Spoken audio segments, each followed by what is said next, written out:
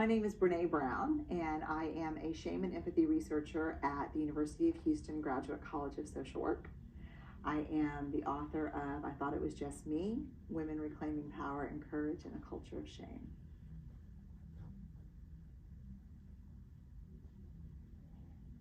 So when I first started this work, I was so excited to finally get an understanding of shame and what it meant and why so many of us have turned over big parts of our lives to it. So when I first started the work, I was really passionate about talking about what is it and how does it work. I wanted to explain to people, here's what I'm learning about shame. Here's how it works in our lives. Because the thing probably a year into this research, I knew three things. One, we've all got it. Two, no one wants to talk about it. And three, the less we talk about it, the more power we turn over to it. So in the beginning, I really focused on the what is shame and how does it work? What is empathy? How does it work? And as I would talk to people, I started to hear the why question more than any other question. People were interested in the what is it and how does it work? But what people really wanted to know is why. Why are you studying this? And why are you insisting that we talk about this? Because, the truth is, these are tough topics. When you tell people that you study shame, vulnerability, and empathy, they kind of look at you like, wow, were all the other topics taken? Or did you draw the short straw in research school? But that's not the case, So people, and that's a mindful question, why do you study this and why do you think we should talk about it? And so that's where I like to start. And I think what's interesting about my answer is that when I could not have answered the question, why shame and empathy, 6 years ago, 5 years ago, maybe even 4 years ago. But now, after talking to hundreds of men and women around the country about shame and how it affects the way they live, love, parent, work, build relationships, I finally, for the first time and probably in my career, understand why. If you think about connection, and I talk a lot about connection in my work. Connection is our ability to forge meaningful, authentic relationships with other people. I believe that connection is the essence of the human experience. It is what breathes lives and gives meaning to our lives. If you think about connection on a continuum, what I have learned is that anchoring this end of that continuum is empathy. It is what moves us toward deep, meaningful relationship. On the other side of the continuum connection is shame. It absolutely unravels our relationships and our connections with other people. And so to study shame and empathy and to ask people to engage in a national conversation about these things just for the sake of knowing shame and empathy, I think it might be too big of a question, too big of a favor to ask people to talk about it just for that sake. But what I have learned is that if we want to understand connection, if we want to understand what really fills our human spirit, we have to understand what anchors both ends of that continuum.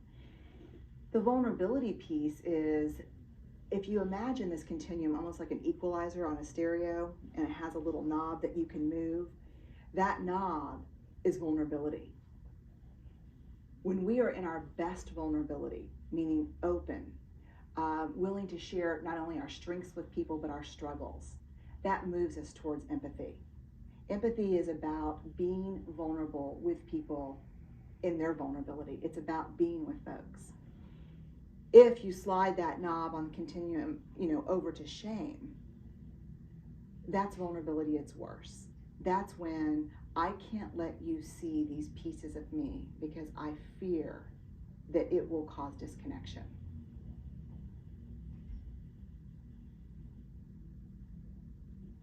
Three of the big questions I want to answer in my research, where shame and vulnerability and empathy are central, have to do with courage, compassion, and connection. And so I'd like to kind of go through each of those. The first one is courage. When courage first came into the English language, it had a very simple definition. It comes from the Latin word cur, which means heart. And courage meant to speak your mind with your heart, to tell your story. I think over time that definition has changed in terms of the way we use it. But if you think about courage, and I use the term ordinary courage, which I read in an article by Annie Rogers. If you think about ordinary courage, telling our story, how do we do that in a culture of fear? Shame breeds three things: fear, blame, and disconnection. So how do we practice courage in a culture where we are incredibly afraid of not fitting in? How do I tell you my stories about those imperfect moments in my life, about the time when I was just not the mom that I wanted to be, about the time where I really screwed up at work and I lost the client, that I have a partner who's deep into addiction and I'm afraid for people to know because I don't want them to stop caring about my partner or question my judgment in terms of being with him or her. How do I tell these stories, which is the only way that we get out from underneath shame, in a culture where belonging and fitting in and being accepted are so critically important? So we're in this culture right now. What hasn't changed for us as people is the fact that we're wired for story. From the beginning of human time, we are wired to tell our stories. We're not born to keep secrets. We're not born, hating things about us and not sharing them with other people. We're born to tell our stories. So it's not people who have changed, it's the culture that's changed. And so how do we embrace and share the imperfections that make us who we are in a culture where we're afraid to not fit in? The second piece is compassion, and that is really in an important way related to story, because stories are only a form of connection when someone's listening and hearing us. So how do we have the courage to tell our story? But then where do we find the compassion to hear other people's stories? One thing that's real important to understand about shame is that while it's universal and all of us have it, it's triggered for all of us in very different ways. Maybe for me it's about body image or parenting or sex or addiction. For someone else it might be about providing, money, aging, religion. One thing that's universal about it is just listening to shame can be shaming for us. So if you were to share your story with me, how do I stay open and sit in that with you, as opposed to moving into blame and judgment? Pema Chodron, who is a wonderful writer, she is an American Buddhist nun, talks about compassion in her work as knowing your darkness well enough that you can sit in the darkness with others. And one of the things she points out in her work is being compassionate is never a relationship between the healed and the wounded. It is a relationship between equals. I can sit with you in your vulnerability, and that's kind of the word I use in my work. She uses darkness. I can sit with you in your vulnerability, not because I'm there to take care of you, but because I know my vulnerability. I know my imperfection, and so while you're in yours, while you're in your struggle, I'll be with you in it. And so how do we practice compassion in a culture where we move to blame? We are so, one of the things that's been very interesting about the interviewing is when people tell me, I finally got up the courage to tell my neighbor who's known me for 10 years, I was a drug addict. And then what my neighbor does is all of a sudden I see her disengaging wondering if maybe she could still keep, should she still keep sending her kids over to play at my house, even though they've been playing there for 5 years. Now all of a sudden, I'm this thing that comes with all these stereotypes and myths. And there's no compassion. There's no, hey, thank you for sharing that struggle with me. There's just, now I've reduced you. So how can we maintain compassion and really hear people? And that's a part of empathy. That's a part of reaching out and being with people in a way that says, I'm imperfect too. I feel you. It's not feeling for someone, it's feeling with someone. And we can't feel with people if we can't touch the place in ourselves that it's imperfect and fearful. The last piece, so we've got how do we practice courage in a culture of fear? And I want to go back to compassion for a minute, because there's one reason why I think we move to blame. And that is, as a culture, we are hungry for accountability. We blame people for their experiences because we want to hold people accountable. We say, I can't be compassionate when I hear this story because that person needs to be held accountable. If you raged at your child and you screamed and yelled and you did something that I feel like was inappropriate with your child, you don't deserve my compassion. I'm going to blame you for that. That's bad parenting, and that's such a good example because, parenting is just a minefield of shame and judgment and blame. What I've learned in this research is that accountability and blame are mutually exclusive. And that's really hard for people to get their heads around. And let me give you an example. I interviewed a woman who she told me that for her, shame was every time she went to her mom's house to visit. She had moved out of state. She'd come home and visit with her husband, 2 kids. Her mom would open the door, come out in the driveway and say, oh my God, you're still fat. We talked about this the last time you were here. When are you going to lose weight? And as you can imagine, this woman would just sink in shame. Because not only was this mother, saying this to her in this really painful way, she was doing it in front of her husband, in front of her kids. And so when I asked her, how do you deal with this? How do you handle it? She said, well, my sister and I tell my mom, lay off, get off our backs. Her favorite line was, where do you think we get these butts from, Miss America? She would just rage and blame and attack. And after she started doing this shame resilience work, what she realized is that when we blame, we often let people off the hook. Because if we want to hold people accountable, we have to be real about how we're feeling and what we need. What she ended up doing is she ended up sitting down with her mom one day and saying, I'm so excited, driving down our old street, pulling up in the driveway. I can't wait to see you. I get out of the car, the screen door opens, you come out, and the first thing you say to me is, oh my God, you're still fat. We talked about that. You break my heart. I feel so ashamed. I can barely breathe. I can't believe you say that to me. I can't believe you say it in front of my husband and my kids. It is so painful for me. I cannot keep doing this. Either we can talk about this and figure out what's going on, and if you're not willing to do that, that's okay. No more comments about my weight. You've got to stop doing this.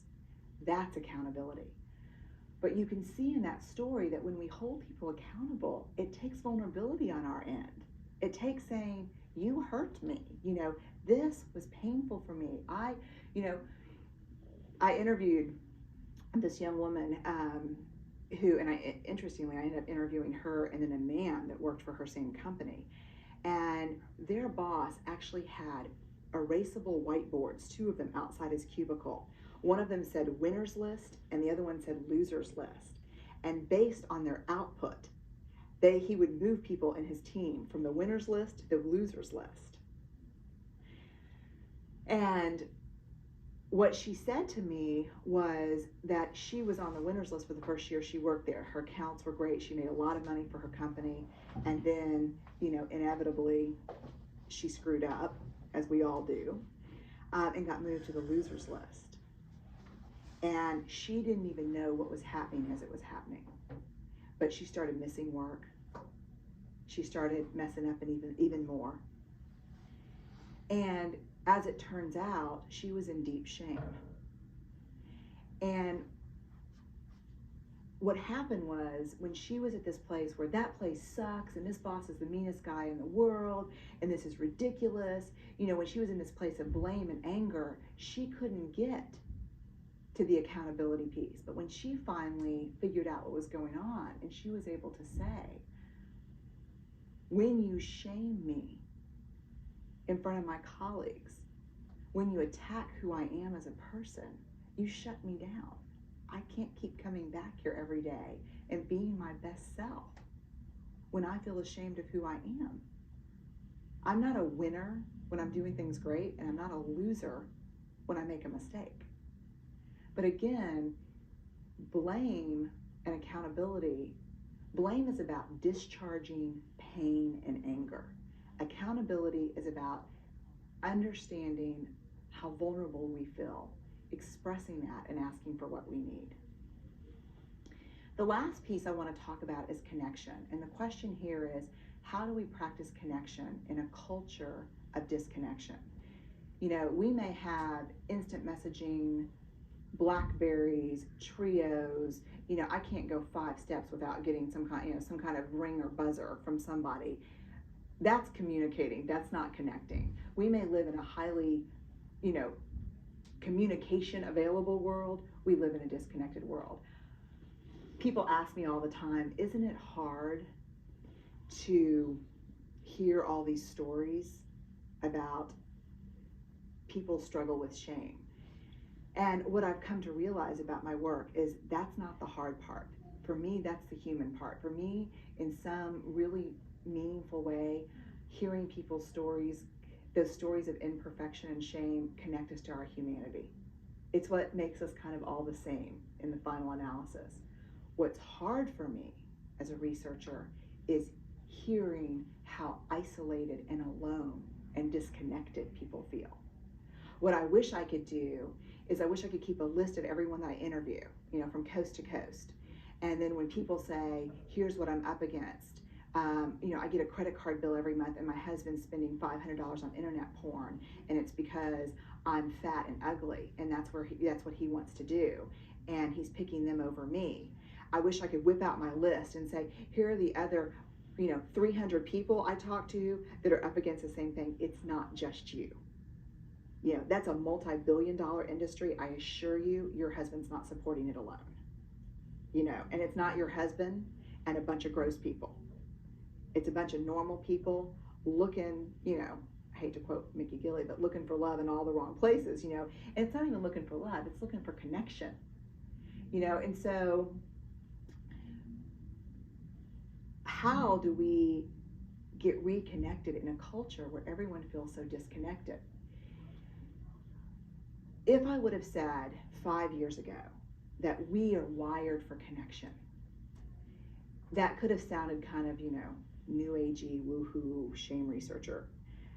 When I say we're wired for connection today, I could back a truck up with neurobiological data that, that evidences the fact that we are hardwired at a cellular level for connection.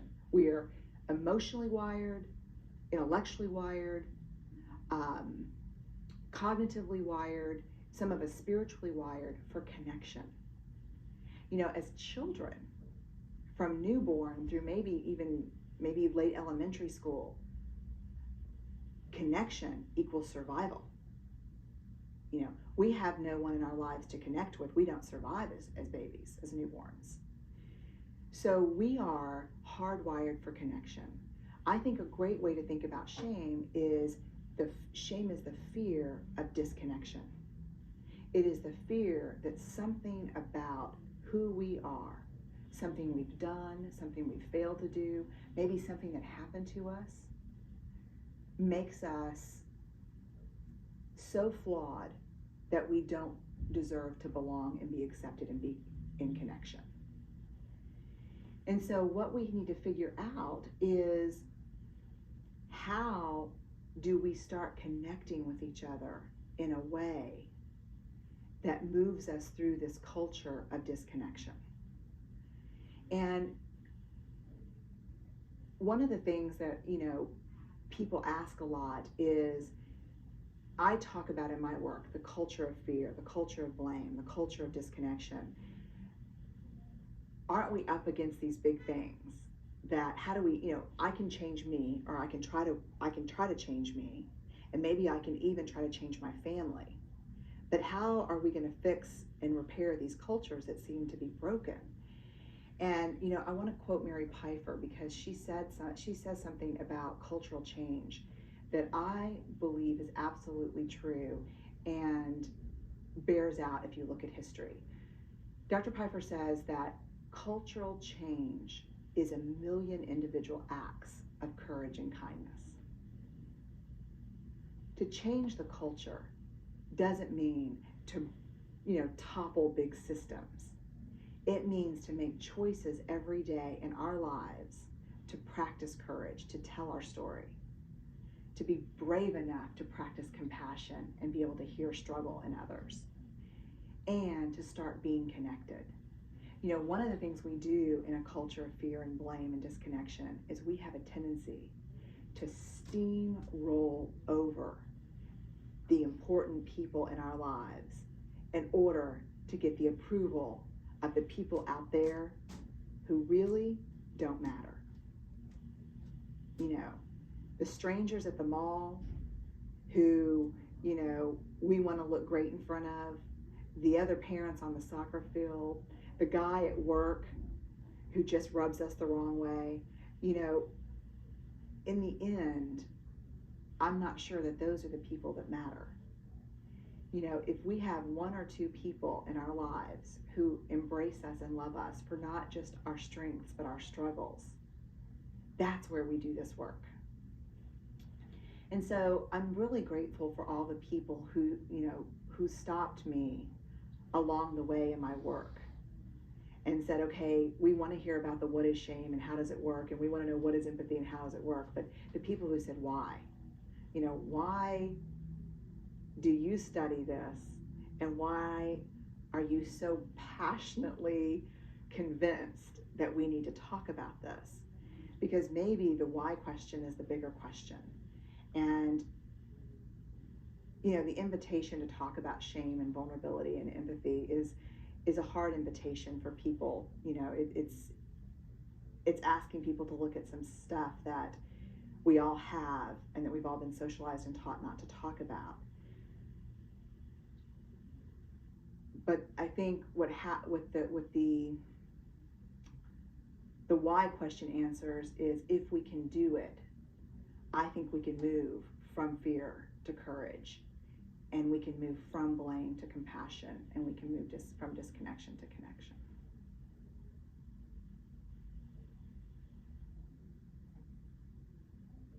Connections is a 12-session psychoeducational curriculum for developing shame resilience. And that's a big title, and I think it's helpful to break it down into pieces. Psychoeducational means that the work you do around shame resilience and practicing empathy is both psychological in nature, but it's also learning. There's an educational component to this work. Shame, when it comes into our lives, is what I call a full contact emotion. It affects our minds, our hearts, and our soul. And soul's a nice word, I think, for saying gut. Shame gets us in our heads and our hearts and our guts. And so if we're going to learn about it and try to change our thinking and our feeling and our behaviors, we have to engage all of us. And so when I say psychoeducational, I mean we're going to think about how we feel, but we're going to learn some new information, and we're going to think about our behaviors as well. The reason it's called Connections is because when I was doing this research, again, this is 7 years of interviewing hundreds of men and women about shame, men and women from ages 18 to 80. What I found out is that men and women with high levels of shame resilience, and by resilience, I mean they can recognize shame when they're in it, they understand why it's happening, they can move through it in a constructive way, and they can grow and learn from their experience. Men and women with this high level of shame resilience share 4 things in common, and I call these the elements of shame resilience. The 4 elements of shame resilience. This is really the heart of the work you do in the Connections curriculum. The first one is to recognize shame and understand your triggers. The second one is to practice critical awareness. The third is to reach out, and the fourth is to speak shame. Connections, the title Connections comes from the fact that I saw men and women who had these 4 elements were able to make connections between their personal experiences, the messages they heard growing up, the culture we live in. They could connect the dots. And that's the focus of this work. The worksheets, the homework, the experiential exercises come from the research. They come from the interviews. What I did is I developed a curriculum where we could ask ourselves questions.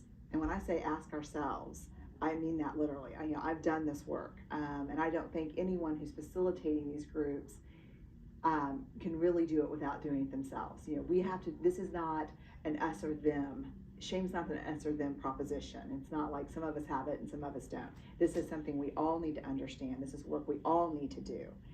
And so the questions and the exercises from this curriculum, that are in this curriculum, come from the research.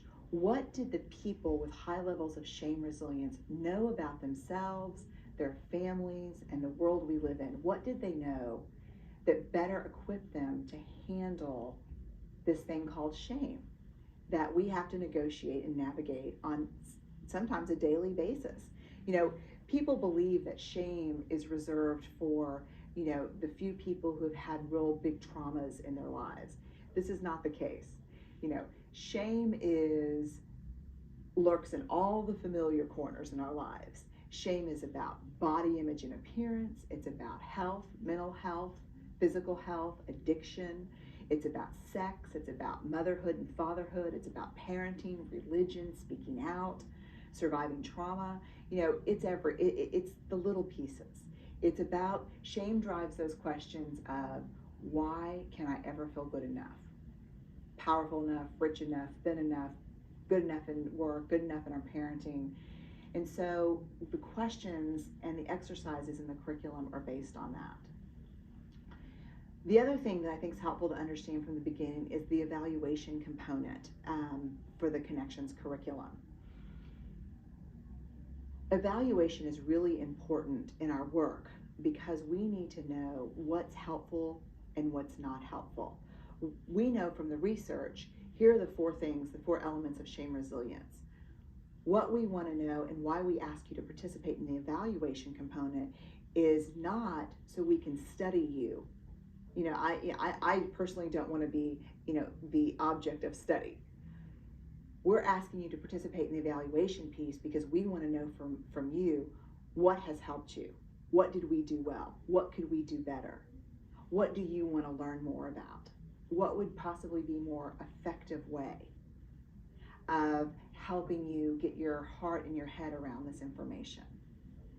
So the curriculum that you're going to go through, the things that I'd like for you to know, the curriculum that you're going to go through is based on the research.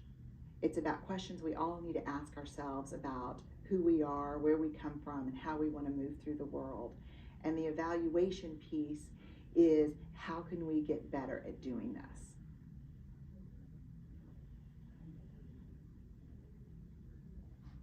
I wanted to include a section on the DVD for those of you who are going to be facilitating the Connections curriculum.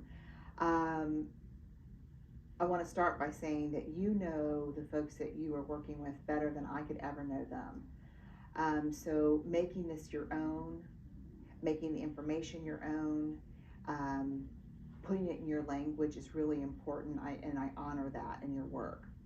What I want to do is just share a little bit about what those of us who've run the groups in the pilot and field testing period, what we've learned, and share some insights with you that I think might be helpful and valuable. The first thing I want to talk about is doing the work. Interestingly, over 100 of the folks that I interviewed over the past 7 years are mental health professionals. And so one thing that has become very, very clear to me is that in order to do this work, you have got to do this work.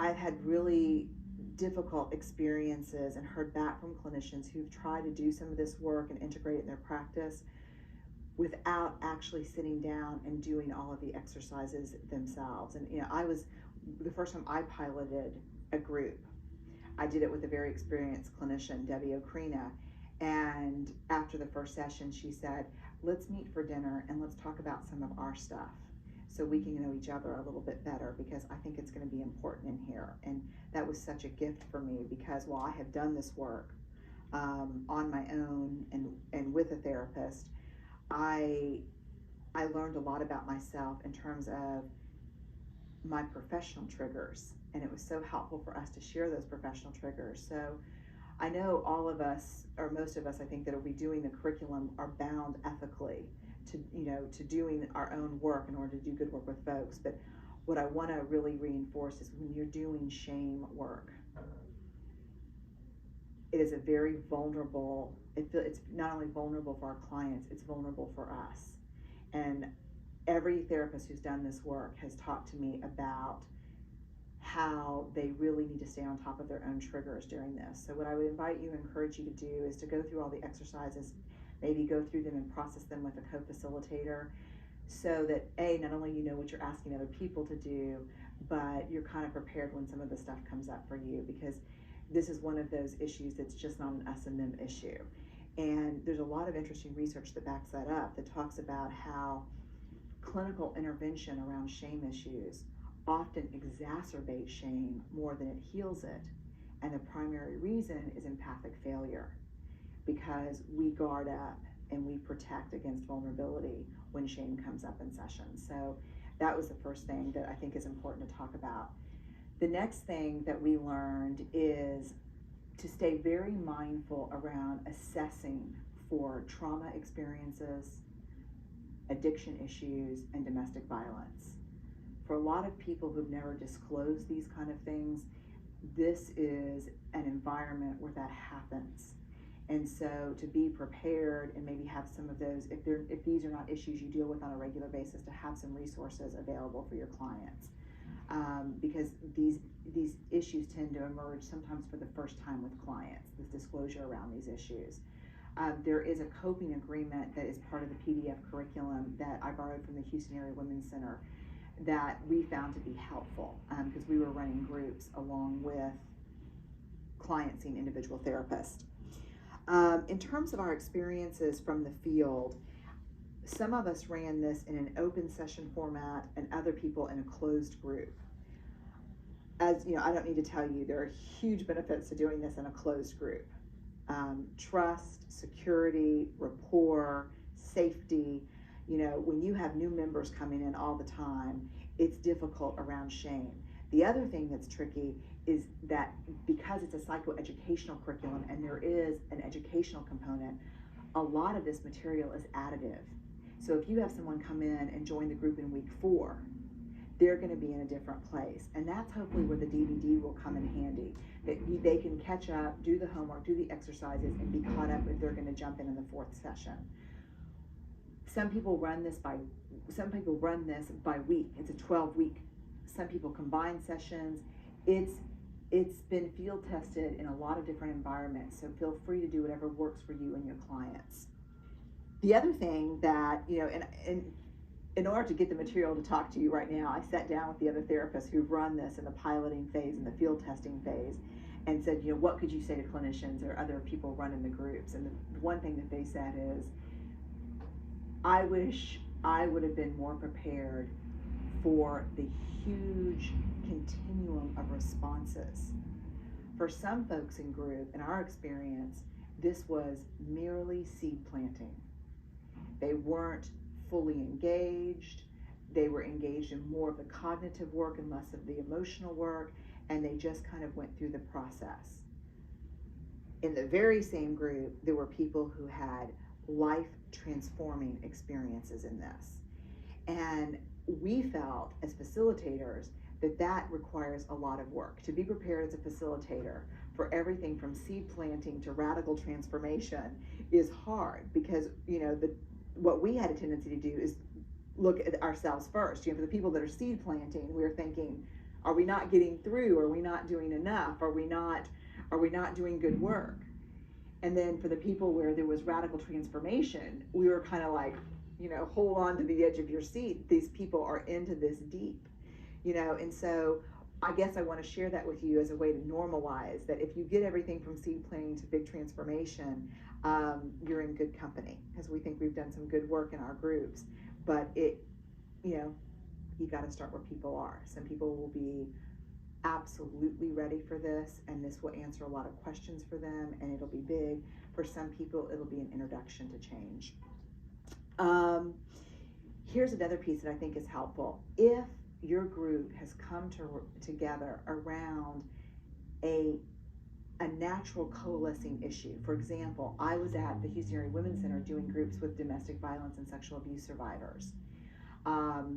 It was piloted at Menninger in a professionals in crisis unit. These are high-level professionals who have had mental health crises. If you're coming together around a natural issue, use that issue as the example in the exercises. Because when you sit around and say, hey, let's all brainstorm, what are some of the unwanted identities around domestic violence surviving? It's something that brings everyone together, and it really helps normalize what they're experiencing, and it helps with the critical awareness piece. So, and a lot of people did groups around different issues, and that works too, but don't ignore the natural issues, I think, if they're there. The last thing is that in the groups where some of us, we had small groups, I ran small groups, 8 people. In the larger groups, they found it very helpful to break people into dyads, into pairs, or into 3s and 4s to do this sharing. The curriculum is set up where there's a teaching piece, a didactic teaching piece, an experiential exercise, and then there is a process piece. There's an open and a close. The open, you could read in the curriculum some open ideas for opening, but it's very helpful in the process piece if you've got a large number of folks, more than maybe 15, to break them up and let them share those exercises in pairs, because again, hard stuff for a lot of folks. And then last, I guess, is the evaluation. The evaluation methodology that I'm using is utilization-focused evaluation. What that means is I am not trying to collect data to figure out, folks who go through this are less like, figure out correlations. I'm collecting data strictly to increase the effectiveness and the efficiency of this curriculum. If you choose to participate in the evaluation component, meaning sharing, collecting the data from your clients, you filling out your piece and getting that to me, then you will become part of a national evaluation network. That means that you will have access to forums where we're discussing how groups are going. We will get stats on your individual data and give them back to you so you know how you're doing. And we will share new and emerging ideas that come from the evaluation with you. So I really encourage you and hope that you will be involved in the evaluation network, because I know, again, for most of us, depending on your profession, it's ethically, we have to do empirically based practice. We have to base our practice on something that's research based. And I think this is a way to do it that serves us and our clients more than just the, kind of out there research community. This is about making this better so we can do better work.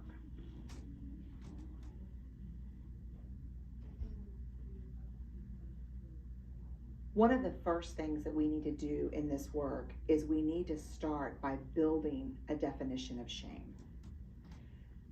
Shame does not like to have words wrapped around it.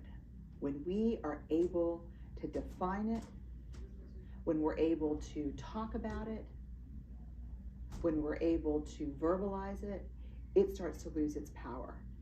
And so what happens is shame's a clever foe, because it makes itself very difficult to be defined. So let's start with definitions. I want to start, when I was doing the interviewing, I would ask people to give me their definitions of shame.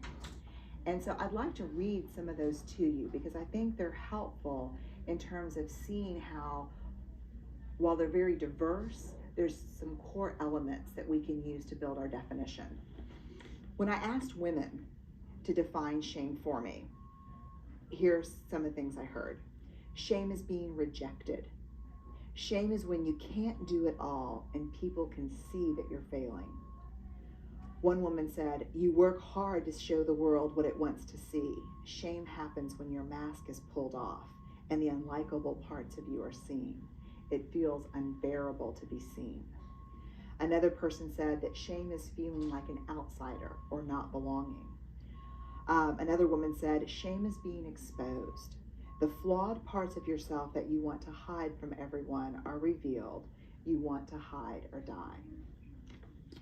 Men, this is some of the definitions I heard from the men I've interviewed. Shame is failure.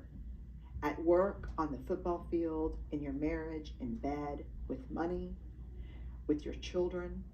It doesn't matter. Shame is failure. Another guy said, shame is being wrong, not doing it wrong, but being wrong. Shame is a sense of being defective. Another man said, shame happens when people think you're soft. It's degrading and shaming to be seen as anything but tough. This guy was in his 60s, and I think that's relevant because he still went back to this place where a lot of us really can relate to shame because we're swimming in it all the time, and that's high school. He said, shame is being seen as the guy you can shove up against the lockers. Another man said, showing fear is shameful. You can't show fear no matter what. You cannot be afraid. This last guy said, our worst fear is being criticized or ridiculed. Either one of these is extremely shaming. So as you hear these really kind of varied definitions and takes on shame, there's something core to them, and that's what I tried to capture in my work. So I listened to all the stories and the definitions, and I came up with one definition, and this is what I use in my work. Shame is the intensely painful feeling or experience of believing that we are flawed and therefore unworthy of connection and belonging. So shame is the intensely painful feeling. And I want to point out the word feeling because it's very important. One of the questions I get pretty often is shame the same thing as our self-esteem? And it's not. Shame is an emotion or an affect. We feel shame. It's this thing that washes over us, and it's an emotion. While we feel shame, we think our self-esteem. Shame is a feeling. Self-esteem is a thinking process. So if someone said to me, Brene, tell me about your self-esteem, my thought process would be, okay, who am I? What are my strengths? What are my limitations? How far have I come in my life? How close am I to being who I want to be? Maybe what have I overcome? And I would cognitively figure out who I am, and that would be my self-esteem. When shame happens, we don't have access to the context of our lives. We don't think, oh, here are my limitations and here are my strengths. We are reduced to a place of smallness where we can't see and recognize our strengths. We're just in this real diminished place. So it's helpful and important to understand the difference between self-esteem and shame. One of the reasons we struggle with defining shame is the vocabulary around what we call self-evaluative emotions of self-evaluations. So let me talk about the big four: shame, guilt, humiliation, and embarrassment. We confuse these words all the time and we use them interchangeably. What's important to understand is these are four very different experiences and they mean very different things. Let's go through them. shame and guilt first. The simplest way to understand the difference between shame and guilt is shame is I am bad, guilt is I did something bad. Shame, I'm a bad person for having that thought. Guilt, I'm an okay person, that's a bad thought. You know, one of the most powerful ways to think about the difference between shame and guilt is most of us, if we make a mistake, can apologize or make amends for making a mistake. Shame is saying, I am a mistake. So the difference between shame and guilt is the difference between I made a mistake and I am a mistake. And I don't know, about you, but for me, the thought of saying I am a mistake is painful. But that's what washes over us in those moments of shame. Humiliation is different from shame in this because we feel like when something shaming happens, we feel like we deserve shame. We don't feel like we deserve humiliation. So let me give you a real easy example. Right now I'm doing research in schools and parenting to see how shame is used in disciplining around parenting in school systems. If I'm a teacher and I hold up the paper and I say, this paper doesn't have a name on it, and we all know whose paper that is, right, Sally? That's your paper. Maybe we should put stupid up here because you never put your name on your paper. Where Sally is going to experience that more than likely as either shame or humiliation. Here's the difference. If Sally's tape in her head is saying, that's the meanest, most rotten teacher ever, and boy, she's so terrible for saying that out loud, and I didn't deserve that, that's humiliation. If Sally's tape in her head is saying, I am so stupid, why am I not putting my name on here, I'm so stupid, that's shame. I think shame is more dangerous than humiliation for this reason. If I'm Sally's parent and she experiences that as humiliation, the chances are pretty good I'm going to hear about that. She's going to come home and say, because she didn't think she deserved it, she's going to tell me about this. If, on the other hand, she experiences that as shame, the chances of her telling a caregiver about that are very low, because where's the news? I know I'm stupid. There's nothing to tell.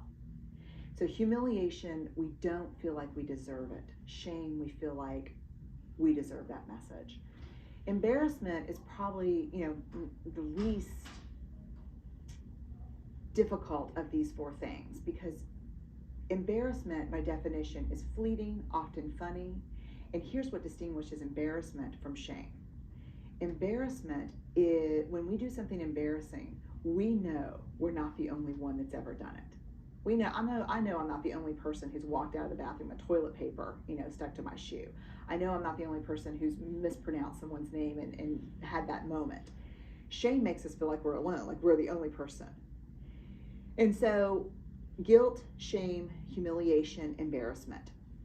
One thing I want to say about guilt is we are learning through the research that guilt is a very healthy and adaptive emotion. Guilt is when we hold something we've done or maybe failed to do up against who we want to be. Guilt helps us. When we make amends, when we take responsibility for something we've done, when we apologize, when we change the behavior, guilt is normally the motivator there. Shame is much more likely to be the source of destructive and damaging behaviors than it is to be the solution to them. Shame corrodes the piece of us that believes that we can change. And so to say to someone, I'm going to shame you into being better, there's no evidence that that works. And so let's get our head around a definition of shame that makes sense to us, and let's make sure when we define shame that we distinguish it from guilt, embarrassment, and humiliation.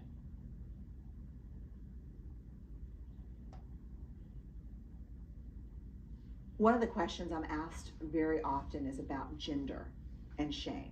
Do men and women experience shame differently? Do women have more? Do men have more? And what we need to understand about shame is this. We believe that shame is one of the most primitive, universal human emotions that we experience. I like to call shame the full contact core emotion.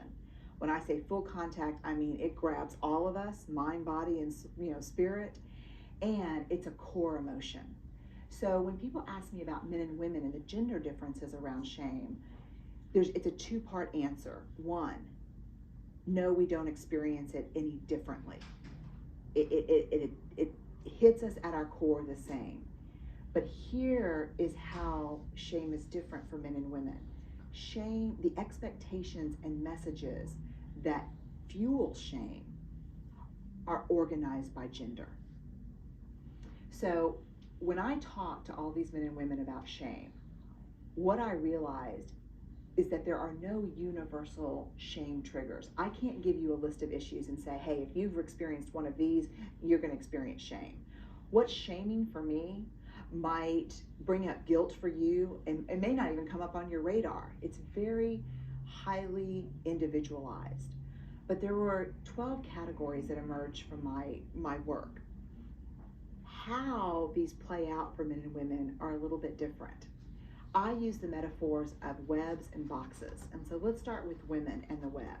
What I have found is that women most often experience shame as a web of layered, conflicting, and competing expectations about who we're supposed to be, what we're supposed to be, and how we're supposed to be. For example, the closest to being universal of our issues is still appearance and body image. One would hope, that we've moved through past that, but I'm convinced it's almost getting worse because now all of the perfection that we were, taught maybe 10 years ago is unattainable. Now people are fairly convinced they can buy that perfection, so we still struggle with that. So when I say competing and conflicting expectations, on the one hand, society says you need to be thin, young, what I call remote control sexual, ratchet it up, ratchet it down. PTO meeting, dial down on the sexuality. At home, dial up, We're supposed to be all these things. But at the same time, we hear messages that say, there's nothing better on a woman than a little self-confidence. Just love yourself for who you are, as long as you're thin, young, And so there's these competing and conflicting expectations. Be ambitious, pursue your career, be good at what you do. Make sure you care for everyone in your family and that you never are perceived as putting your work or your career ahead of your kids or your partner. So there's these very competing expectations that we get trapped in. The problem is the expectations are unattainable for the most part to begin with, but B, even if they're somewhat attainable, they're difficult because just by virtue of making one person happy, we're going to disappoint someone else. Men, on the other hand, are not really caught in a web of conflicting and competing expectations. Men live under the pressure of one very weighty, huge expectation. And that is about the perception of weakness. And so rather than a web, I use the metaphor of a very small box. We put men in a very small box that dictates how they're supposed to act, what they're supposed to be, and who they're supposed to be. And any behavior or emotion or way of thinking outside this box, especially if it can be perceived as weakness, is shaming for men. And one of the things that's very difficult is that what I learned from men is that the folks hammering that box shut and staying on top of that box, not just other men. As women, we pay a lot of lip service to wanting men to be able to be vulnerable, to show their fear, to be able to be who they are with us. But let me tell you, we struggle with it, and men are very aware. I interviewed one man who said, my girlfriend really encouraged me to be vulnerable, to be able to show fear, to let down my, take off the game face. And the first time I did it, it forever changed my relationship with her. She couldn't bear it. And so we have men in this very small box.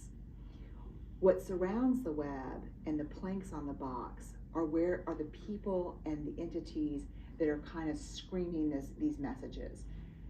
The folks who drive the messages that are the most, probably have the biggest impact on us, are our families of origin, our first families where we grew up, our intimate friends, our partners, and unfortunately self. A lot of times we don't need other people, driving home these expectations and these messages. We're doing a pretty good job of hammering ourselves. Kind of coming out from that are community members, maybe our faith community, teachers, mentors, membership groups. And then we can never underestimate the power of the media culture. What we know about the media today is it is the primary storyteller and expectation setter in our lives. We're not in a culture now where the stories that set the expectations for our lives are told by our parents, our extended family, or communities of elders. It's advertising and marketing and television and film and movies and music that are setting these expectations. And let me be clear, they have an agenda for telling the stories they tell. And so the big webs and small boxes, though, that answers the questions of how do we experience shame as webs and boxes.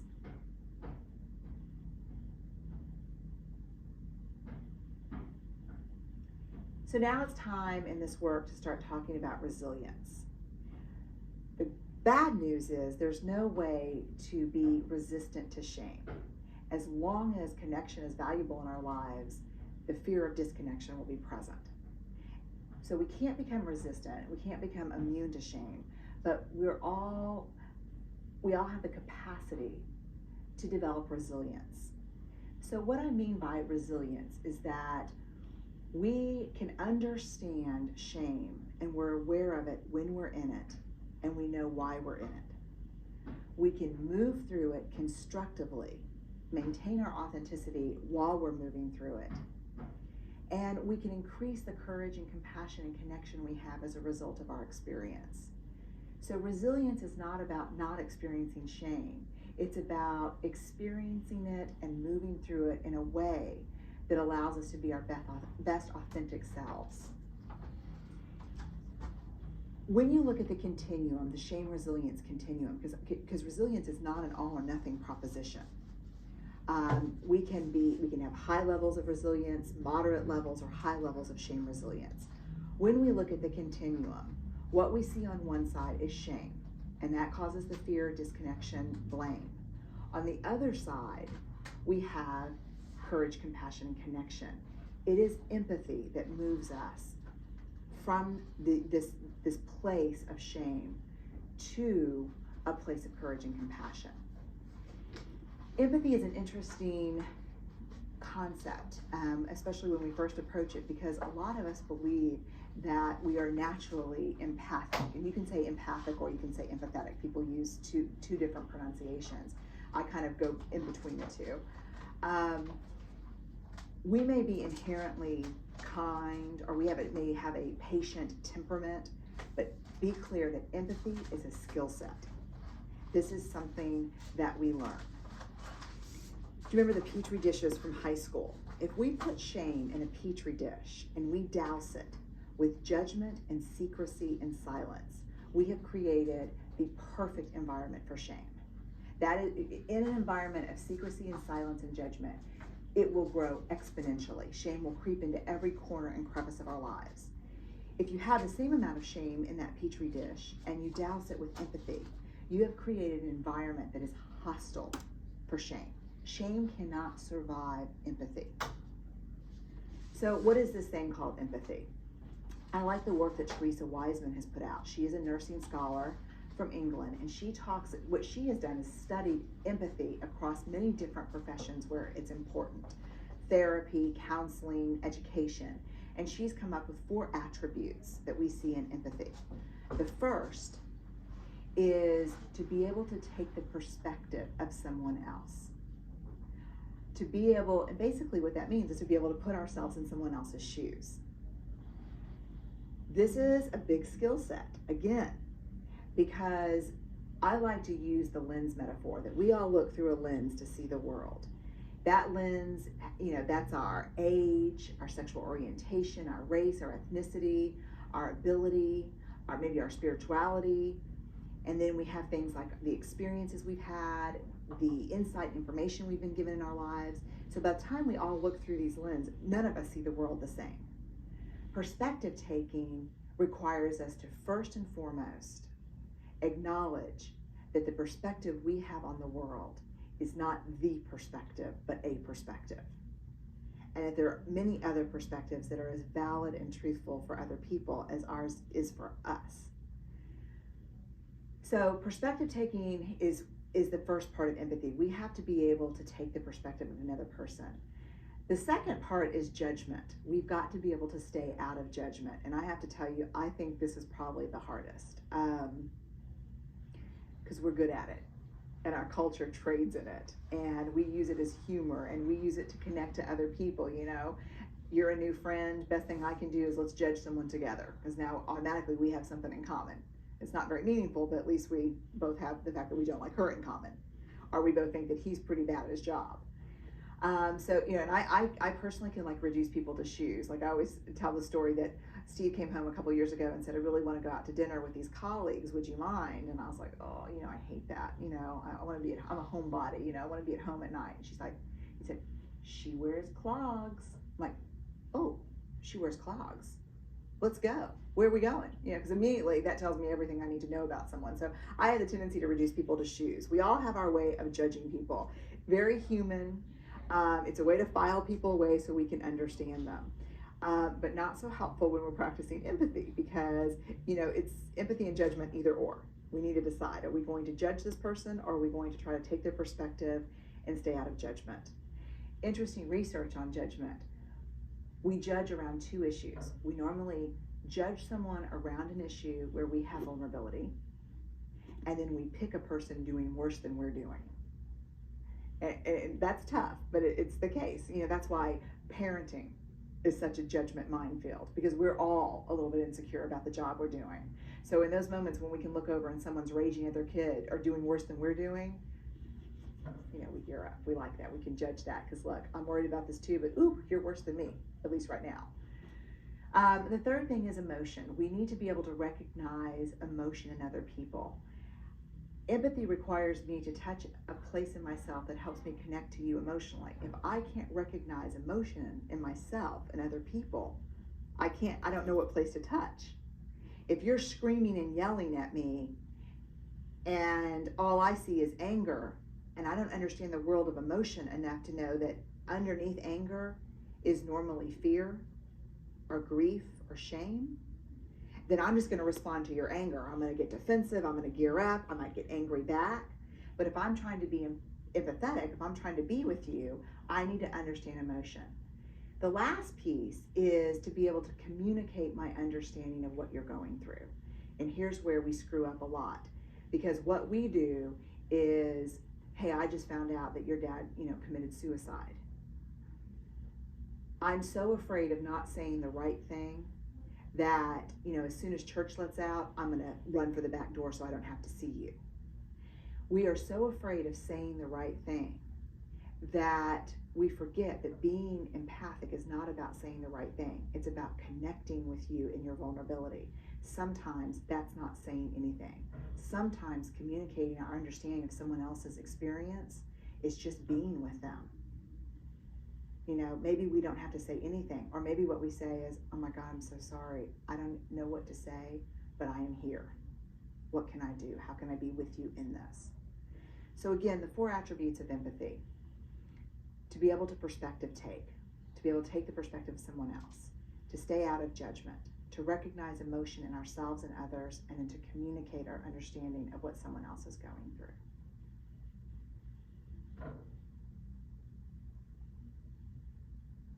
So in the last session, we talked about, what is empathy? What are those 4 attributes of empathy? what we're going to do this time is we're going to talk about how do we practice empathy. Empathy is not something we learn and then we've got it. What I say about empathy is it's easier said than done, because empathy is a full commitment with people. You can't fake empathy. And so one of the things we need to do if we're going to practice empathy, and again, the key word being practice, we're going to screw this up a lot. You know, as mental health professionals, we screw it up a lot. So folks that are not trained in it, as you start to get better at it, expect to mess up. The beautiful thing about empathy is what you're telling someone is, I will be with you in it. You're not signing anything that says, I'm going to be with you in it perfectly. You get to say, you know what, I'm trying to be with you in it. I maybe said the wrong thing, or maybe I should have called or didn't call, but I'm still here and I still want to be with you in it. What I want to talk about today are some of the real common barriers to practicing empathy, because if we know those up front, then we can anticipate them a little bit and we can talk about the strategies to overcome them. First, sympathy versus empathy. There's a big difference between showing sympathy and being empathetic. Sympathy, I think the easiest way to talk about the difference is sympathy is feeling for someone and empathy is feeling with someone. You know, last time we talked about the example of finding out that maybe a colleague or a friend's partner or child or parent committed suicide. And I use it as an example because this is the real stuff that happens in our lives. But it's an example that when people talk to me, when I spoke to people who had suicide or maybe mental health crises in their lives or in their family members' lives, they received very little empathy from the people in their lives that they depended on the most, because these are hard issues that we're afraid of. So let's say you learn that your colleague's father has committed suicide. To be sympathetic means I feel bad for you. You know, it doesn't take a lot of work, you know, to drive by and slow down to about a mile per hour and stick the casserole in the mailbox and leave a card and keep going. You know, being sympathetic means I feel for you, but be clear, I'm feeling for you from over here and I'm not getting in that with you. Empathy, you know, there's no right thing to say when something like that happens. When someone's in crisis, there's no right thing to say. But just to call or to go by or send a letter that says, this has got to be a very scary and stressful time for you. I can't imagine what you're going through, but I want to be here for you. Let me know what I can do. You know, or just looking, if it's a close friend, and maybe crying with that friend and not saying anything and just being there. You know, just showing up sometimes is our way of communicating. So empathy is feeling with someone and sympathy is feeling for someone. And there's a real big difference. What's interesting, the flip side to offering sympathy when someone is looking for empathy is dealing with sympathy seeking. We all have people in our lives and we've all been people who seek sympathy. You know, that's the times in our lives or the other people in our lives where everything is worse for me than it is for everyone else. I got it worse than everybody, and you are never going to get what I'm going through, no matter how hard you try, because it's worse than anything you've ever been through or done. And that leaves us feeling real crusty. That's irritating for us. In fact, what we really feel is manipulated. We feel frustrated. And how can I reach out to this person? Because on the one hand, they're telling me they've got it worse and I'll never get it. And then on the other hand, they're angry and holding me accountable for not getting it. And so that's really hard. So in that situation, while empathy is reaching out for connection and to hear that you're not alone, reaching out for sympathy is looking for validation of uniqueness, that I've got it worse than everybody else. And so in those moments, what I have found helpful, you know, professionally and personally, because, you know, we've all been sympathy seekers, and I can tell you the times in my life when I've done that, sympathy seeking is often motivated by shame. Things are actually, we feel alone, and we feel like this is worse than anyone else has it because we're in shame, and that's what shame does to us. So I think if we want to connect to someone who's sympathy seeking, what we can do is say, you're right, I don't get it. Help me understand. I want to get it. And then we can even hold people accountable and say, hey, you're telling me I'll never get it, but yet I feel like you're hurt because I'm not getting it. I want to get it, but you have to help if you really want me to. And that's helpful. The second barrier is what I call digging deep, and this is real important. Sometimes people believe that we cannot show empathy with someone who's had an experience that we've never had. You know, she's sharing with me that she has survived sexual assault. Well, I've never had that experience, so you can't expect me to be, I can't be empathetic with her. I can't show empathy because I've never had that experience. Empathy is not about connecting to an experience. Empathy is about connecting with the emotion that's under that experience. You know, we've all known rage. We've all known powerlessness. We've all known grief. We've all known fear.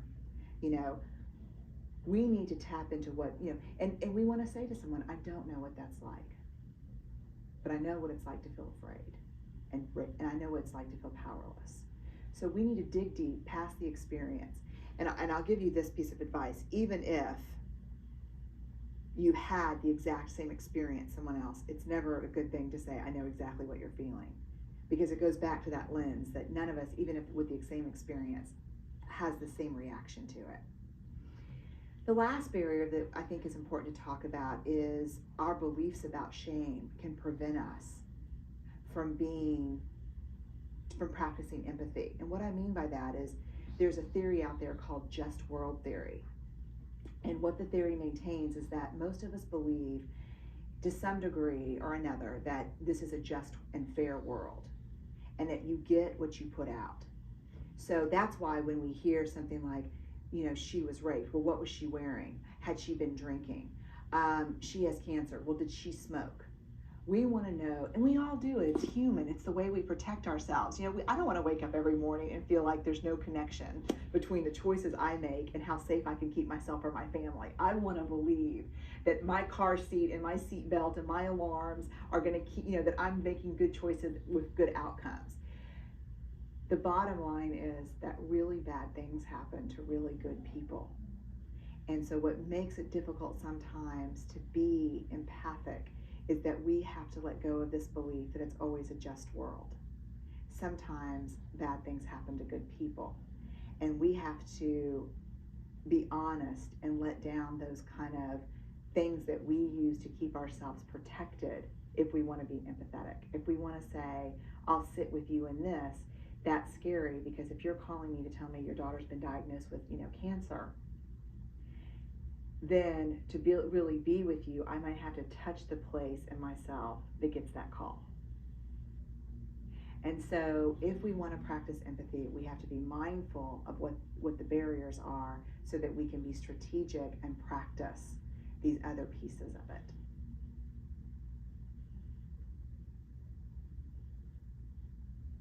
So the first element of shame resilience is recognizing shame and understanding our triggers.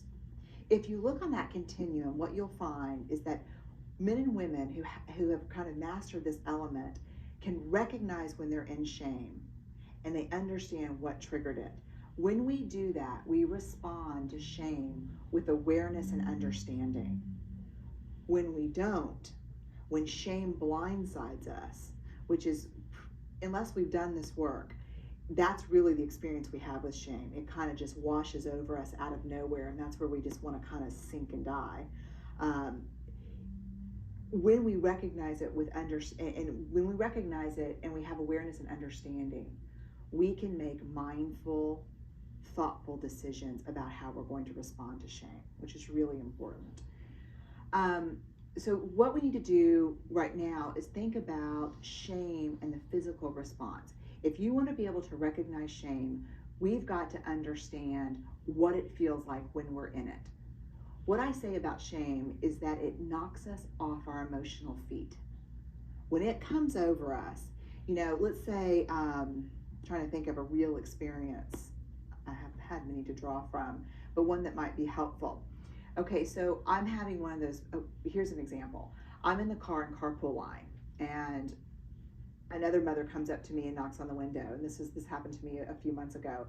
I had been out of town for 4 days, which was it felt like a long stretch for me away from my kids. And I rolled down the window and she's like, where have you been? I said, oh, I was in Los Angeles for work. And she said, who watches your kids? And I said, well, Steve took off some time and we have a babysitter. And she said, oh, it must be really hard to let someone else raise your kids. In that moment, for me, I've done a lot of work around this, and I recognized immediately what I was going into. For me, my physical symptoms, I have like the shame barometer. I start getting red here, and it just comes all the way up. Time slows down for me. I kind of get tunnel vision. I can feel my heart racing. My mouth gets dry.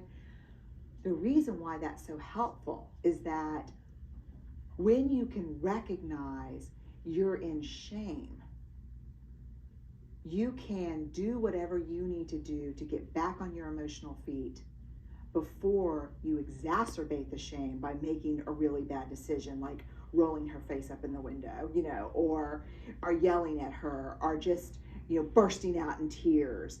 And so we need to physically recognize when we're in shame. It is incredibly important. Here's a little brain information that I think is helpful to understand. If you think about the brain in three pieces, your prefrontal cortex, your limbic system, and then back here you've got your brain stem. Up here is where we think, organize, rationalize, we weigh things out. This is our thinking piece. The limbic system is the basic survival part of our brain. It's the very most survival-oriented bottom line. This is fight, flight, and freeze. When shame happens, we are normally respond to it in the limbic system. And here's the bad news. When we get hijacked by the limbic system, the prefrontal cortex comes completely offline. We're not thinking. What we do is we're reacting. So we're fighting. We're saying, we're yelling at this woman in a way that, then when I drive off, not only do I have to be, worried about whether I'm letting someone else raise my kids, I'm going to have to face the fact that I screamed at her at carpool line. We fly. That means like I leave and I avoid everybody at my daughter's school for the next month. Or we might people please. We might say, oh, well, we can't all be great moms like you, and then I drive off, kind of disgusted and ashamed. And so what we need to do is if we can recognize physically when we're in shame, we can start to bring this back online. So the exercises around this session are, let's figure out what it means for us to be in it.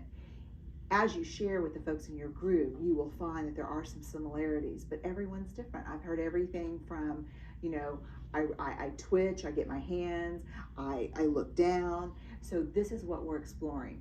We need to recognize when we're in it.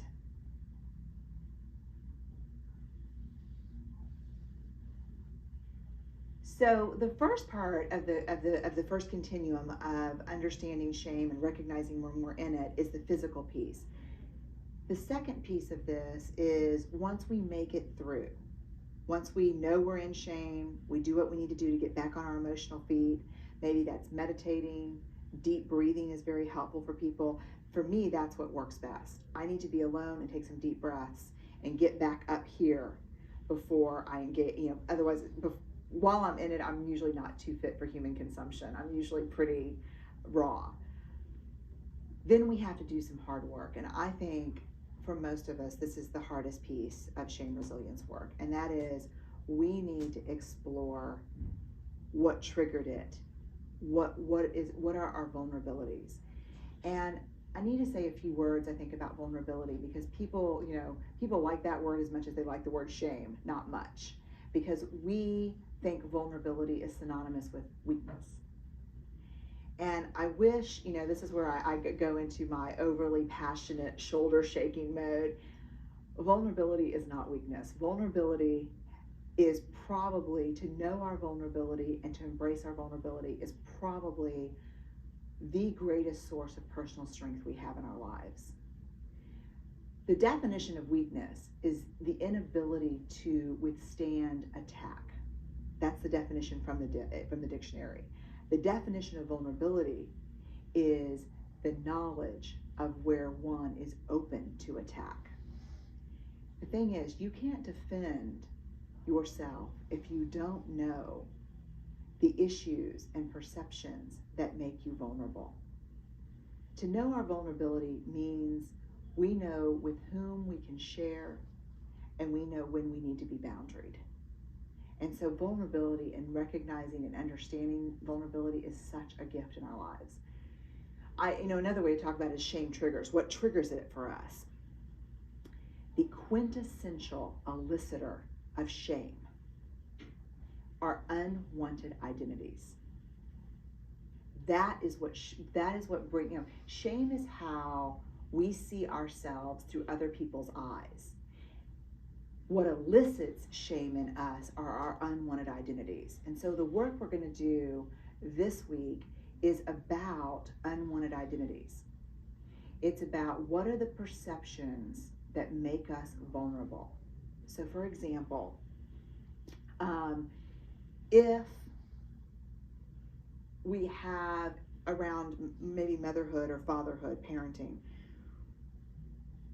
if we want to explore what are the ideal identities, how do we really want to be perceived versus what are our unwanted, we will ask these questions.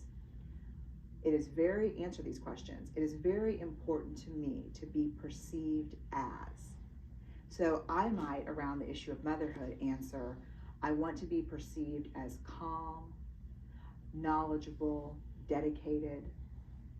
What are the unwanted identities? For me, they might be, I don't want to be perceived as stressed out, overwhelmed, not able to balance my career and mothering, too ambitious with my work. What this helps us do is it helps us, especially if we write them down, which is what we're asking you to do this week. When we look at those, we start to learn a lot about ourselves. We start to learn these are the things, these are the perceptions that make me vulnerable to shame.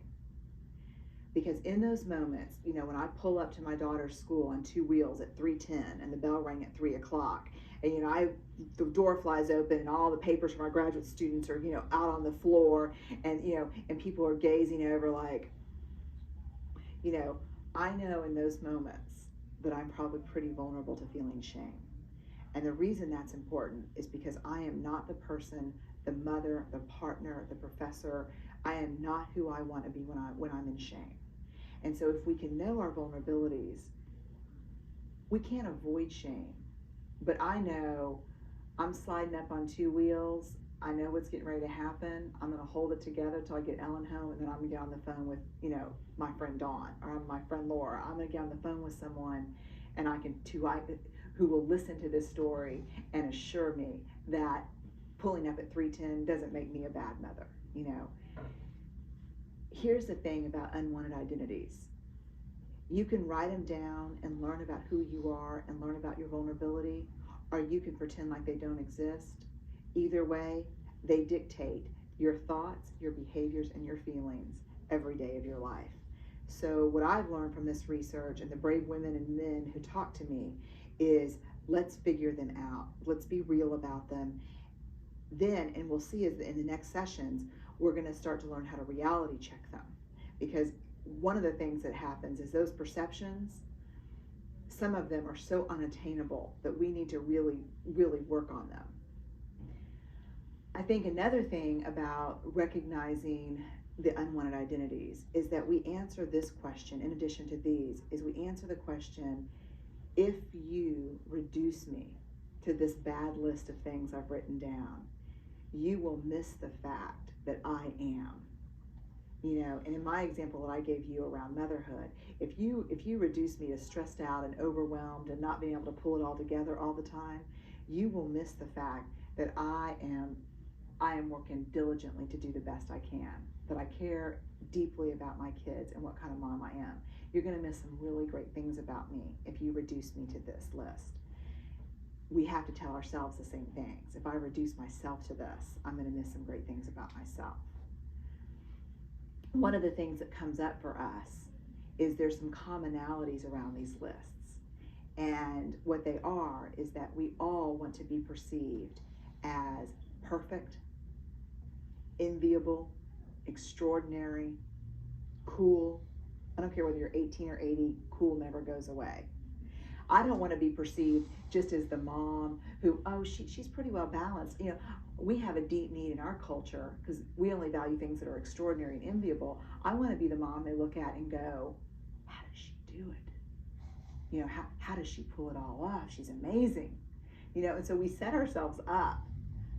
And it's universal. Every man and every woman I've worked with around this issue, when you really look at their list of unwanted and wanted identities, what you see is, I need to be extraordinary. I need to be enviable. And you know what?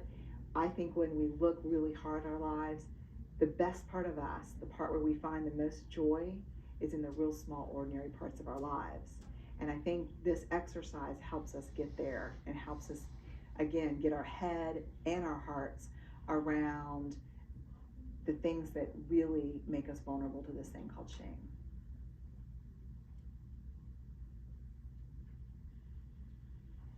Part of the work that needs to be done around the first continuum of recognizing shame and understanding our triggers is not just understanding what moves us toward awareness and understanding on this end of the continuum, but also understanding how and why we use our shame screens. When I was doing the interviewing, what I heard is that we all use different tools to manage our vulnerability around shame. And when we use those tools, it is normally, unless they're mindful, very destructive. So let me give you an example. Well, the reason I call them shame screens is because, at the time I was doing the work, I was reading about the military and how they used smoke screens, and I didn't realize that smoke screens are like actually canisters of smoke where you pull the top off and the smoke comes out that's kind of blinding, and you can be behind enemy lines doing stuff behind the smoke. That's kind of what people do. When something shaming happens, they pull open this canister of smoke and they do all these things behind it to alleviate their pain. The problem is with shame is we all see what you're doing. And so not only are you experiencing shame, but you're reacting in a way that everyone is seeing and could be hurtful. For example, I interviewed a woman who went to get gas. She filled up her car. She went in to pay for the gas. Her card was declined. The attendant shamed her and just really berated her in front of other customers inside the filling station. She was asked to leave her wedding band, her watch, and go get cash and bring it back. She was so ashamed. She got in her car, she slammed the door, woke up her toddler who was in the back asleep in his car seat, and she just started screaming, shut up, just shut up. And every parent in the world can relate to that. Every parent can relate to just discharging and taking things out on their kids. We have a tendency to use the worst shame screens with the people we love. And so that's an example of how we get filled up with pain when shame happens, and we often discharge it in ways that are inconsistent with who we want to be as people. And so we talked earlier about the brain and the prefrontal cortex, the limbic system. Fight, flight, and freeze is kind of first response to shame.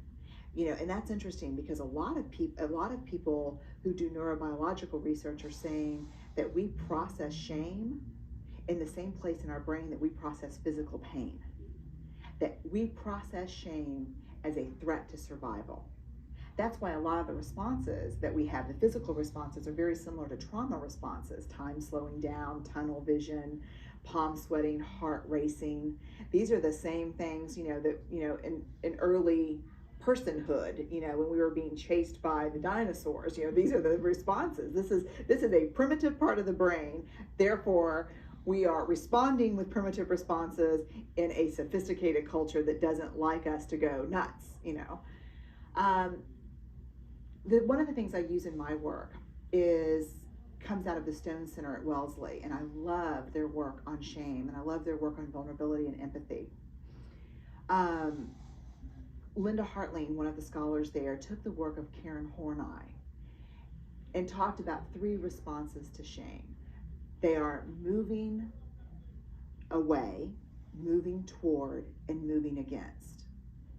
And these are really more relational ways of thinking about fight, flight, and freeze. The first one is moving away.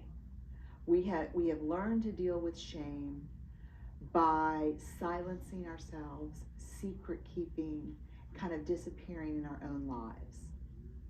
The second one is moving toward, and that's when we people please in response to shame. And then the last one is moving against, and that is using shame and aggression to fight shame and aggression. And when you look at these 3, and the work we're going to do this week is really about when do we use these, in what circumstances, and why do we use these, because it'll help us understand ourselves better, and it'll also help us start to move toward the other end of that continuum. For me, the answer is D, all of the above. I have a tendency to use all of these in different contexts. I have a tendency to people please when I feel shame around someone who has power over me, where there's a power differential, maybe my boss, or maybe someone that holds resources that I need.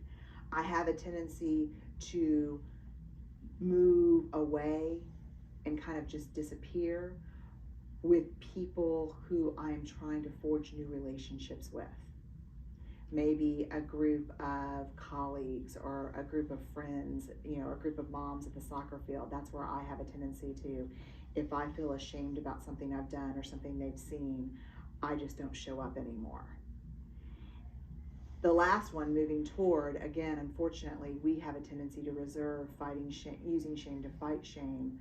We have a tendency to do that with the people that we love the most. And it's very destructive in relationships. It brings up a shame, anger cycle that is, again, very dangerous in our closest relationships. So what we're going to do in this session is really explore what do we do when we're in shame? What do we do with specific people? And why do we use these different shame screens?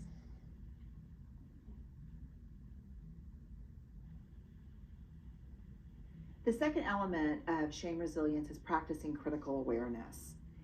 This is really important because practicing critical awareness allows us to develop 2 very vital skill sets in terms of being resilient to shame. The first is we can develop a sense of the big picture. Shame works like a zoom lens on a camera. When we are in shame, all we see is us struggling. Not only do we just see ourselves in struggle, we tell ourselves real crazy stuff about the rest of the world. We say, I'm in struggle because I've got a partner struggling with addiction, or a parent who just lost their job and is in debt, and everyone else's parent is great and happy and retiring, or everyone else's partner is wonderful. So not only do we see ourselves, we make up these great stories about how wonderful everybody else has it. When we practice critical awareness, what we're able to do is start to pull out a little bit.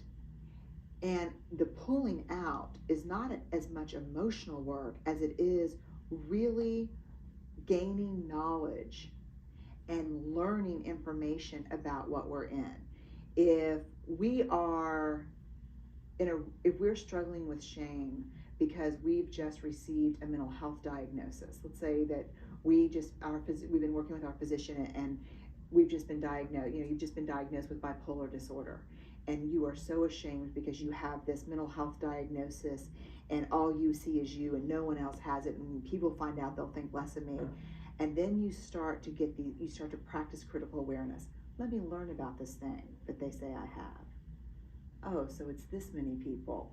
Oh, so it happens everywhere. It happens to everyone. Then the lens starts to get broader, and we start to see, oh, it's not just me. It's me and millions of other people. And it's not just me who's afraid of it.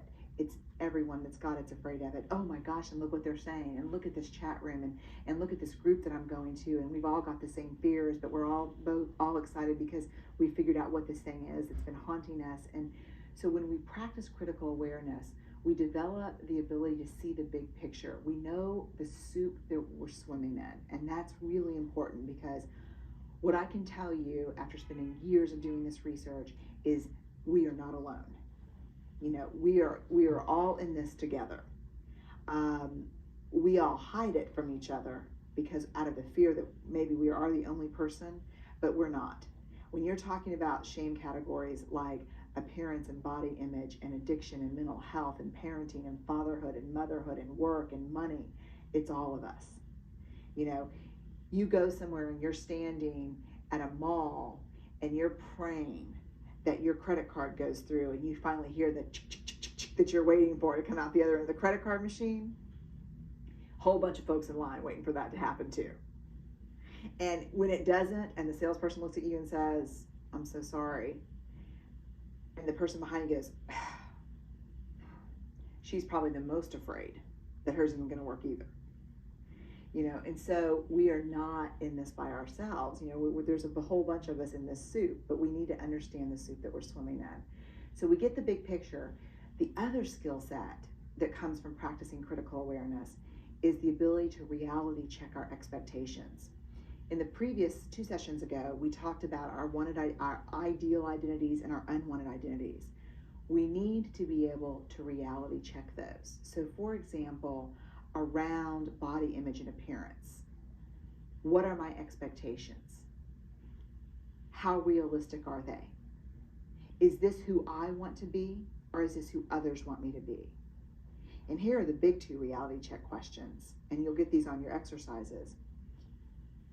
Can I control how other people perceive me? The answer to that question, I'll cheat, let you, is always no. But then this is the more difficult question. What am I constantly doing to try to control perception? You know, what am I always doing to try to make sure people see me the way I want to be seen? We spend a whole lot of energy trying to control perception. So we need to understand, what is the big picture around this issue that I'm struggling with? And how can I reality check the expectations I've put on myself or that other people put on me? And if you look closer at the continuum, the second continuum of practicing critical awareness, what you'll see is that on one side, we have demystifying, contextualizing, and normalizing. What that means is that when we practice critical awareness, I can take the mystery out of what's happening. I can break it down and understand, oh, I have this death fear that people are going to find out I'm in debt, because in this culture, we value people around how much they make and how much they have. I can contextualize it. Here's the big picture. We are, right now, you know, as we're filming this, we are at late mortgage payments are at a national all-time high. So if you're feeling shame about being late on your house payment, even though you're driving a nice car and buying new clothes, you and a whole bunch of other people are feeling that way. You alone can't drive up those stats. You can put some context to it. The last thing is you can normalize it. And normalizing it simply means that I'm not alone in this, and to feel less than and inadequate around these issues is something a whole lot of people struggle with. Because on the other side of that continuum, what we do when we don't have critical awareness skills is we individualize it. We say, this is just me. We reinforce the shame, and I should be in shame. I deserve to be in shame. And we pathologize it, which is just a fancy way of saying, I'm crazy, something's wrong with me. And so we need to practice, really practice. And this is easy stuff to learn and then forget. We need to practice every day these elements of critical awareness so that we can keep the big picture in mind and we can reality check these shame triggers.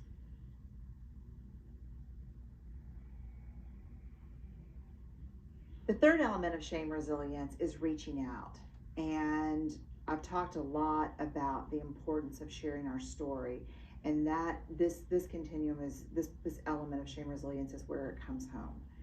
We have got to be able to share our experiences and talk about our shaming moments with other people if we want to be able to create change.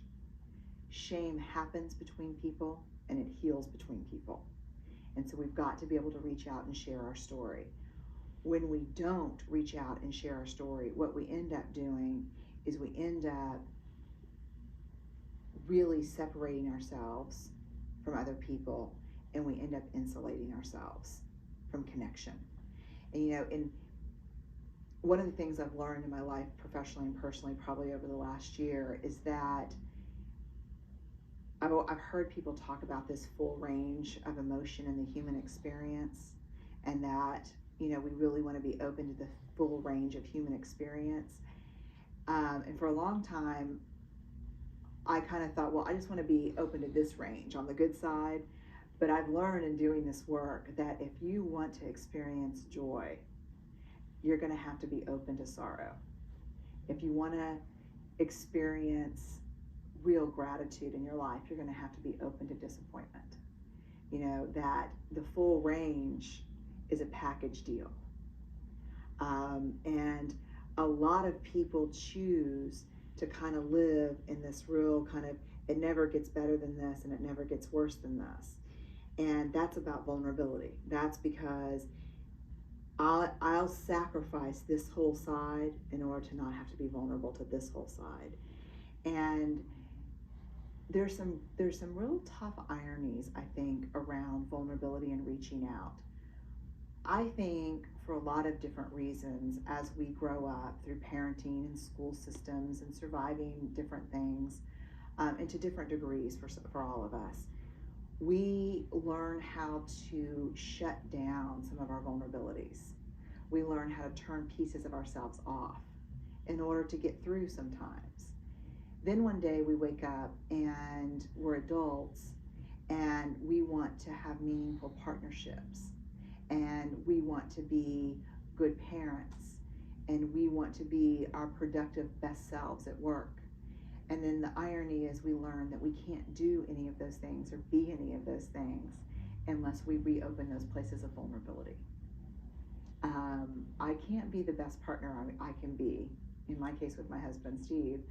I can't be the best parent I want to be unless I am willing to be vulnerable. I can't be my best self in work unless, who wants to learn about shame from a shame researcher who pretends like it's never happened to her or him? That just doesn't work. That's not a good setup, And so reaching out is about being vulnerable. And men and women with high levels of shame resilience reach out and they share their story. And they create change with other people. That's how we have to change. On the other side of that, you have insulating and otherness. That's on the other side of this continuum. And one of the things that is a barrier to us reaching out is what I call insulating. We, all of us, to some degree or another, believe that what we do and the choices we make are somehow connected to the outcomes in our lives. That if I wake up in the morning and I choose to get in my car and put my kids in car seats and put my seatbelt on and drive the speed limit and be sober while I'm driving, that I'm making good choices and hopefully there'll be good consequences to those. Unfortunately, as most of us have lived through or know, bad things happen to good people. And one of the barriers to reaching out is our belief that bad things happen to other people. We live in this world right now of otherness.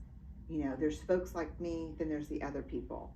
There's folks my kids can hang out with, then they're the other kids. There's folks that live in my neighborhood, then they're the other neighborhood. The truth is, and I rarely make proclamations about the truth because I think the truth is probably more subjective than what we would like to believe. But the truth is that we are, most of us, one paycheck, one binge, one sexual assault, one bad thing away from becoming the other people. And most of us are someone else's other. If we have addiction in our family, then we're someone else's other. If we've been divorced, we're someone else's other. If we've got debt, had an abortion, struggled with mental illness, we're someone else's other. And so this whole concept of otherness really keeps us from reaching out. And I think at its core, what that's about is self-protection. When we believe that that stuff happens to other people, then we give ourselves permission not to reach out.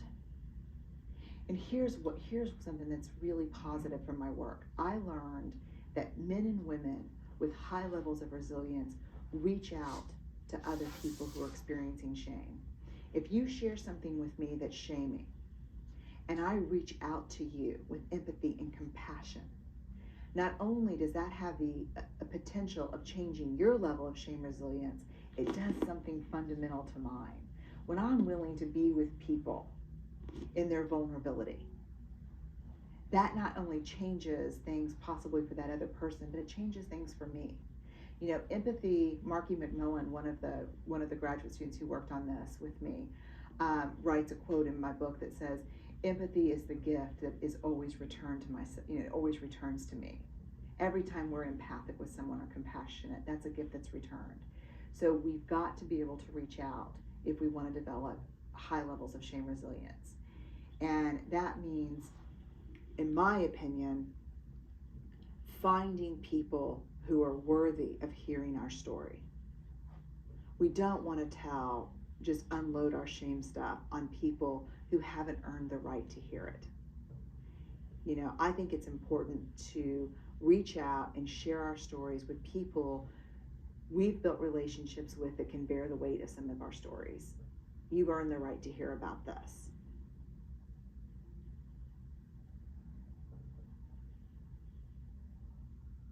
The last element of shame resilience is speaking shame. Men and women with high levels of shame resilience have the ability and the skill to talk about what they're feeling and ask people for what they need. You know, last time we talked about reaching out. Well, what do you do when you reach out? You tell your shame story, but the full picture is not just, hey, here's what happened to me, here's how I'm feeling about it, and here's what I need from you. I know, like, I've talked about Dawn a couple times during the course of the curriculum, and she's one of my closest friends. We've gotten to the point now that, you know, if something shaming happens, I can call her and say, hey, it's me. I'm going to tell you this story. I am in like deep shame around this. I just need you to listen. Then I'm going to hang up and I'll call you back in 30 minutes. But if you'd be better if you didn't mention it when I call you back. You know, I can be very specific about how I'm feeling and what I need from her. And I think that's a huge element in shame resilience, because we are afraid to ask for what we need when we're talking about emotion. You see this a lot in couples, you know, between intimate partners, where, you know, maybe a husband comes home from work and, you know, it's dinner time, and he might say, things are really looking bad at work. They're laying off people, my numbers are down. And then all of a sudden what you've got is someone who's trying to share something. Maybe they're in fear, maybe they're in shame. And rather than reaching back across with empathy, you get in, you know, now you're in your own fear. What are you telling me? You're going to lose your job? And I told you need to work on your numbers. And why are you home? Why aren't you still working if you're worried? You know, the ability to say, hey, listen, things are not going well at work, and, you know, my numbers are down, and I'm getting a little freaked out about this. I need you to help me through this. I need you to tell me that we're going to be able to get through this, because I'm a little worried right now. That is at the core of meaningful connection and relationships. To be able to say, you know, when I interviewed women who were struggling with infertility, you know, the ability to say to their closest friends or family members or partners, this makes me crazy. I am feeling out of control. I am feeling desperate. I am feeling afraid. What I need from you is lots of room and lots of patience and lots of love. You can't get on the fear train with me. this is what I need from you right now. Or to be able to say to someone, it looks like John's going to get kicked out of school for his behavior again. And you're confiding in maybe a girlfriend, and she's getting ready to launch into it. But I told you what you need to do. I just need you to listen. I just need you to tell me that we're going to get through this, because I am afraid right now, and advice is not helpful for me right now. So what this last piece of speaking shame about is really asking for what we need from people and telling them what's going on for us emotionally. On the opposite end of that continuum, the only alternatives when we're in shame to talking about our feelings and asking for what we need, the only alternative is acting out or shutting down. And if we really want to move, from fear and blame and disconnection over to courage and compassion and connection, we've got to risk putting our emotions on the table and saying, you know what, this is what's going on for me, and here's what I need from you.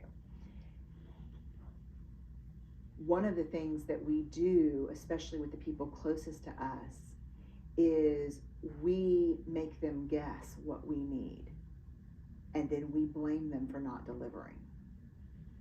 There's this old saying around couples that says, well, if I have to tell you that this is what I need, then it's meaningless to me if you do it. If I need to tell you to walk over here and hug me, then I don't care whether you walk over and here. That's about our own fear of being vulnerable with our emotion. It's absolutely necessary to say, and these exercises, I think, at this point in the curriculum, everyone's got a real good handle on how different our emotional needs are. Maybe for me, when I'm in fear, I don't want anyone to come up and hug me. I need a lot of space.